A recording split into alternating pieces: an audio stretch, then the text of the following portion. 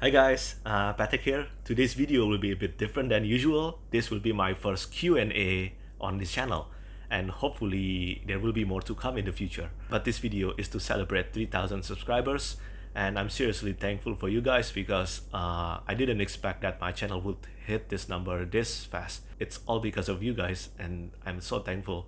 And in order to give my gratitude, I thought it would be a good idea to do a Q&A session. And surprisingly, I received more than 80 questions, so it will be quite a difficult task for me to answer them all, but I will attempt to do it. This Q&A video will be divided into two videos, so if you don't see your questions answered here, it's probably in the next one. And yeah, let's get started. I have a lot of questions to answer.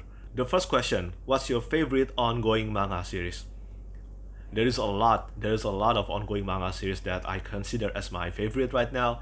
It's same with novels. I'm caught in so many ongoing manga series, probably even worse than novels actually. But when I'm asked about favorite ongoing manga series, the first few series that always comes to my mind is Kingdom by Yasuhisa Hara.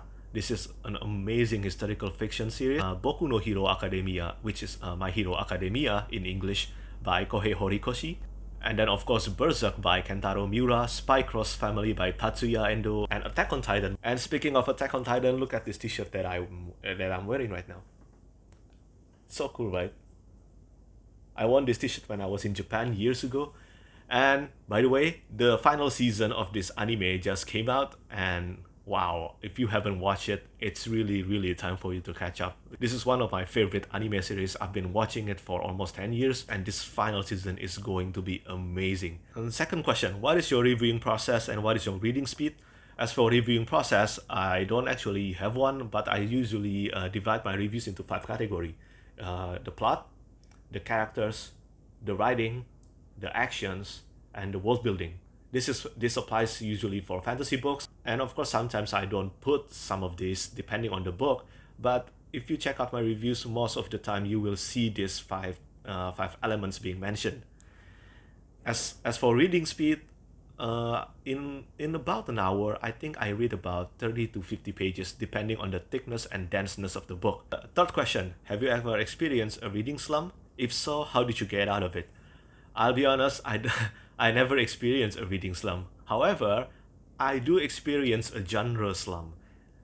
This is why I occasionally switch genre after I read a lot of fantasy books. As you guys probably know, most of my reading are fantasy books, and I have to include a historical fiction or sci-fi book in the middle. Anything that's too much, even if it's something you love, is never good, and it's good to switch things up once in a while. And because of this, I never experienced a reading slump, thankfully.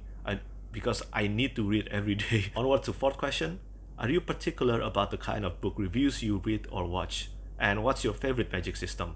Favorite magic system is definitely Allomancy by Brandon Sanderson in Mistborn series. As for the kind of book reviews that I read or watch, I usually prioritize those who do spoiler-free reviews, especially for books that I haven't read. This is why KDG and Books with Emily Fox are two of my favorite reviewers because they often review books that I haven't read.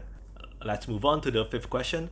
How do you write short but effective reviews? Unfortunately, I don't know how. I'm actually very envious to those who can write short reviews and very effectively. I don't think I can do that. Personally, every time I try to write a short review, it always feels like I wasn't able to fully articulate what I want to say, and I didn't feel that the reviews were effective enough. At least for me, that's how I feel. The next question is, how do you write 1 to 2 star reviews while also being respectful and not offend people? It's impossible not to offend people, even if the reviews are being read by readers. For example, you write a 5 star reviews for a book, someone will get pissed at you. You write a 1 star review for that same book, people will also get pissed at you. It is how it is. You cannot please everyone. This is something that you have to know if you write reviews or put yourself out there. Your opinion will be judged, and I hope you will be able to ignore more majority of them. Seriously, most of them are really not worth it. Just ignore them. Next question. Do you have any tips on writing reviews?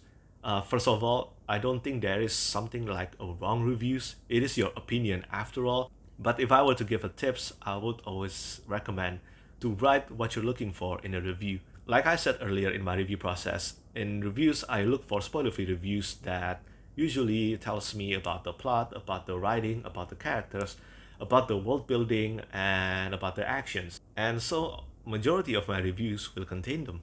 Next question. What carries the most weight for you personally in your reviews? Characters, plot twists, pacing, themes, action, other. Characters and writing. Characters are very, very important to me. It is the number one priority for me in my reading experience.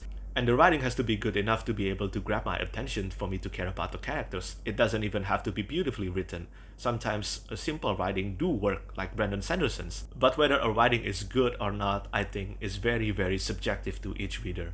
Next question. Have you ever considered writing your own novel?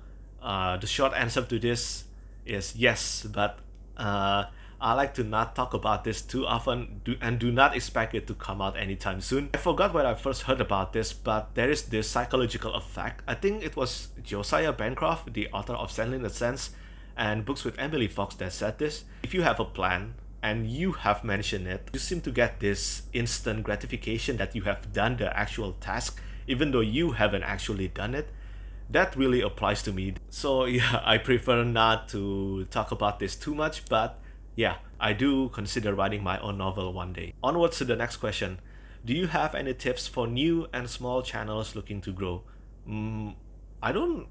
My channel is still considered pretty small actually compared to so many booktubers. But I guess if I were to give a tips, this is just personally speaking. I would say that try to engage in the community as much as you can. I think that's one of my favorite things about reviewing. That's also one of the reasons why I started reviewing in the first place. I want to connect with readers around the world.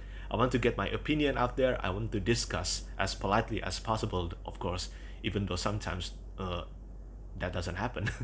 But yeah, that's my advice. Onwards to the next question. How do you find new books to read in a particular genres? I know what I like, but I always struggle to find read likes, etc. Goodreads isn't always great at that. I'm very ashamed to say that most of the time now for books that I haven't read, I'm attracted by its cover art.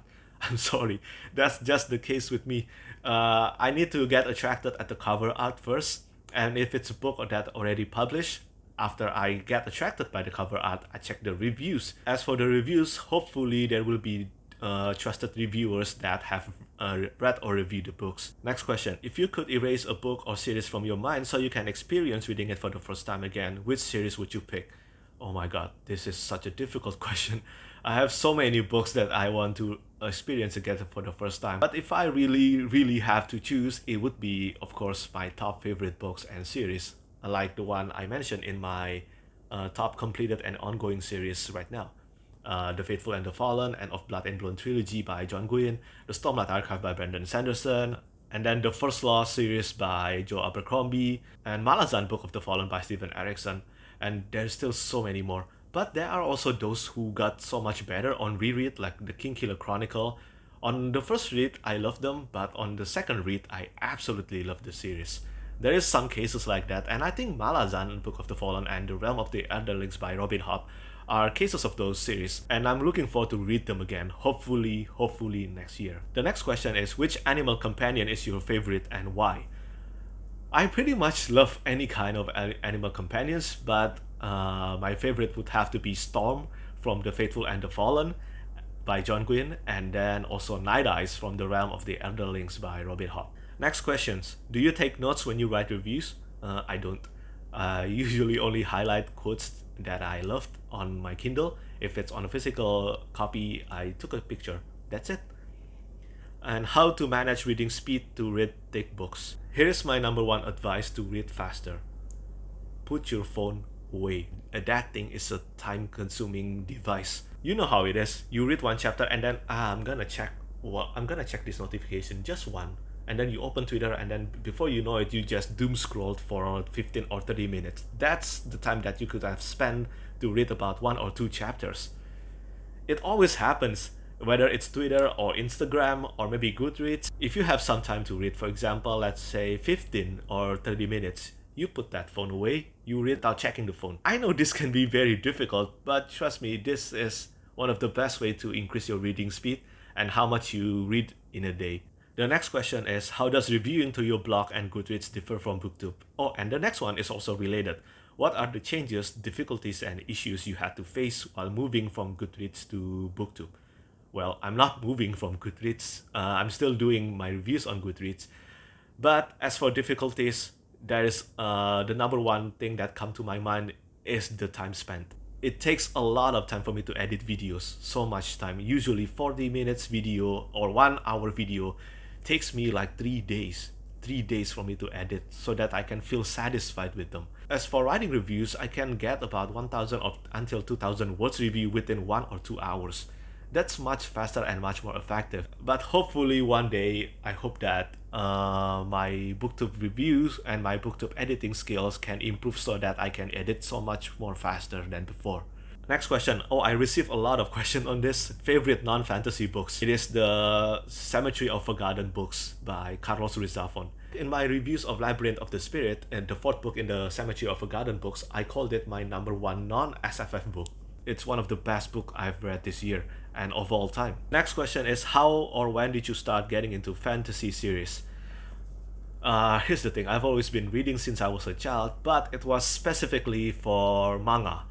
I did read some fantasy novels like Harry Potter or Narnia, and I did enjoy them, but they didn't really spark my love for reading adult fantasy or fantasy novels in general. The series that sparked my love for reading fantasy novels is Mistborn by Brandon Sanderson about 4 years ago. And then I read the First Law trilogy by Joe Abercrombie, and my love for reading novels just pretty much unstoppable since then. The next question, which subgenre of fantasy do you like best? And which subgenre of fantasy do you like least? For favorites, it's definitely epic fantasy, high fantasy, and grimdark fantasy. And my least favorite is historical fantasy. Do note that historical fantasy and historical fiction are different category. I love historical fiction, I don't like historical fantasy. The next question, which fight or battle scenes you like the most and are most memorable to you? There are too many to mention here, but somehow the one that sticks with me the most are crucial battles, like duel, crucial one-on-one battle, and big war scenes. A few examples of my favorite duels: Last Argument of Kings by Joe Abercrombie, The Sword of Kaigen by M.L. Wang, Jade War by Fonda Lee, and then Words of Radiance by Brandon Sanderson. A few examples for big war scenes: Wrath by John Gwynne, A Time of Courage by John Gwynne, and then pretty much almost all the books in Malazan Book of the Fallen. And there's also Bloody Rose by Nicholas Eames, and there's still so many more. One day I will do a video about this. Next question, are you a speed reader? No. I don't actually know how speed reading works. And then the next one is genres you like beside science fiction and fantasy, historical fiction, and your reading experience when English isn't your first language. I actually love reading novels in English more than in Indonesia. I just like the sound of English language in my head. And the next question is, who's an author you haven't tried yet but always meant to get into? Oh my god, there is so many. There is so many. But Ted Williams has to be at the top of the list. Seriously, I've heard way too many good things about his books, and somehow I haven't even read one book by him. This will be fixed next year, for sure. I will have to read at least Memory, Sorrow, and Thorn trilogy next year. The next question is, what are your favorite reading accessories, like booklight, bookmark, favorite chair, favorite blanket, favorite Kindle cover? I don't have any. I pretty much just use bookmark for reading physical books. That's it. The next question is, what was the first series or book that got you into reading? As I said, for reading novels, it is Mistborn by Brandon Sanderson. Do you consider yourself a fast or slow reader? I don't actually consider myself a fast reader. I think I'm more of an average reader. I know that I've read more than 100 books this year, but I do know people who have read about twice, thrice, or even 6 times more than me. I'm not kidding. I actually know people who use audiobook at 4 times speed. How does that even work? I tried listening at 2 times speed, and it's barely understandable for me already. And this is 4 times. They're like listening to Chip and Dale speaking, and guess what? They do understand the books. I don't know how. I seriously, I think I'm in the presence of superhumans. Next question. You are a gamer and you play From Software games. So what book reminded you the feeling of Dark Souls or Bloodborne? I haven't actually encountered anything that reminded me of Dark Souls. The closest one is Malazan Book of the Fallen by Steven Erikson. As for Bloodborne, I guess it is The Gutter Prayer by Gareth Hanrahan. That book somehow reminded me of the vibe and atmosphere that I get from playing Bloodborne. The next question is that what do you like most about being a booktuber and what has been a highlight from your time on Booktube? I love that it increased my confidence to speak English again, and I also love that I get to interact with more readers now. I'm also very happy that I get to interview authors through video call now, even though I'm still very nervous about them, but it always makes me happy every time I did one. And this is the most important one and the number one why I do book reviews and book recommendations on Booktube is that I want more people to read. I know I've said this a lot, but it seriously gives me a lot of happiness when people tells me that, hey Patrick, I'm reading this book because of your review and your recommendation. This kind of comment seriously makes my day. Last two questions before I end this video. If you would ever be able to write a book, what three specific things it has to have and who would draw the cover art? Of course, this is easier said than done, but I would love to have an amazing characters that's easy to care for, and then action scenes that's easy to visualize, and writings that click with a lot of readers. As for the cover art, I have so many favorite artists, but I think the top one would have to be Richard Anderson, Mark Simonetti, Sam Weber, Miranda Mix, Magali Villeneuve, Michael Whelan, Felix Ortiz, John Anthony Di Giovanni, and Jason Chan. There is so many incredible artists. It's so hard to choose. And this is the last question. I purposely saved this one for the last. Would you share the way you and your wife met over Red Rising?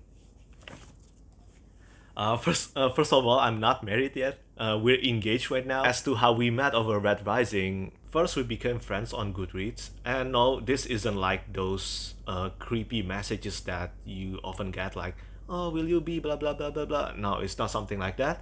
We just became friends, that's it. And then we didn't talk. And then turns out that both of us have Bookstagram. As it turns out, she was going to start reading Red Rising, my number one favorite sci-fi series, and I'm very thankful to Red Rising Saga by Pierce Brown. Because of that, we got into talking, we became really friends, and after about 6 months, yeah, we started dating. That's pretty much it. That's how Red Rising Saga united us. That's why it's an important series for me and my fiance. And that's the end of part 1 of this Q&A session. There are still a lot of questions that I haven't answered, and I hope I can answer all of them in part 2. And thank you so much for watching. As always, thank you so much for your support, and bye bye.